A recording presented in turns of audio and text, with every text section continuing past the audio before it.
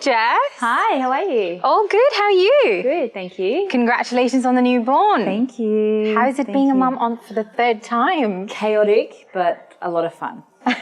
What has each pregnancy taught you about yourself? It's taught me patience. Also taught me about surrendering and managing my expectations. What is the most rewarding thing about being a mum? I think the unconditional love that I'm able to give but also receive from the kids. What is the scariest thing about being a mum? Or living with anxiety almost every day, fear that something might go wrong. How has your disability challenged you as a mother?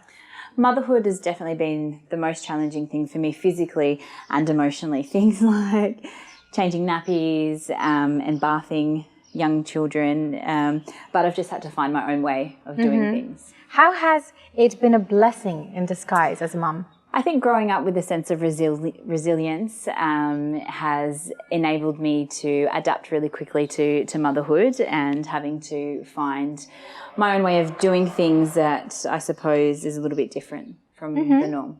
No, you're such an inspiration, but what inspires you?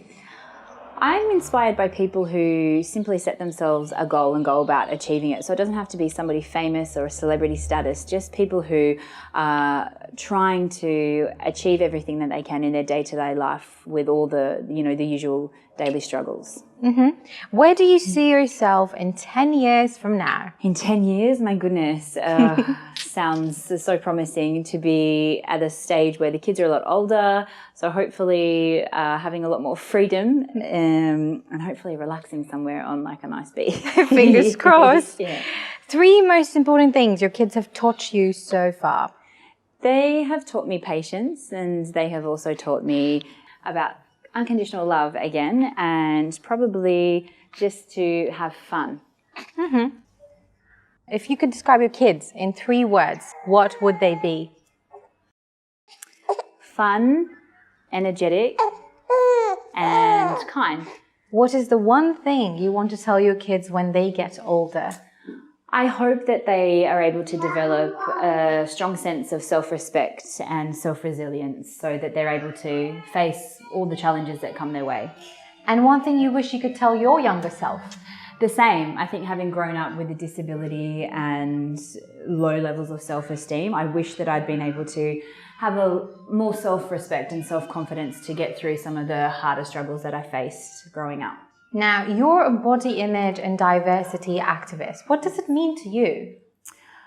Growing up with a disability and struggling with my own appearance, I really felt as though that now that I'm a bit older in life and I have the platform, that it was a responsibility for me to be a voice for other people who are struggling. So I want to be able to share my story, but also help other people share their stories. That's so sweet.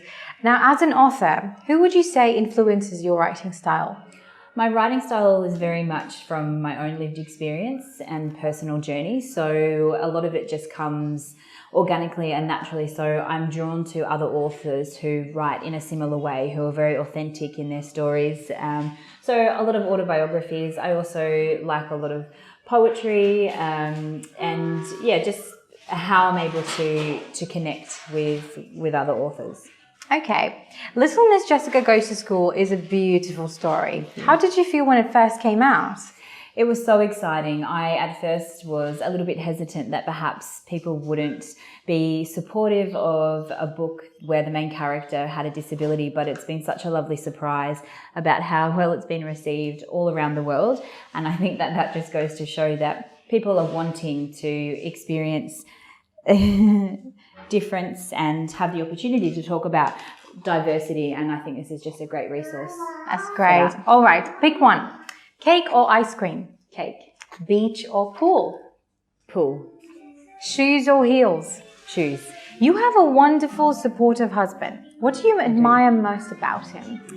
His ability to be able to have fun in any situation. He is lighthearted and very much a child himself, so it just makes each scenario a lot easier.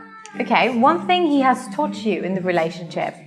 He has taught me not to take things so seriously and just to be able to enjoy the moment and see the positive in every scenario. Now, lastly, as a mother and an advocate for all, what would be your best piece of advice for parents who are on a similar journey as yourself?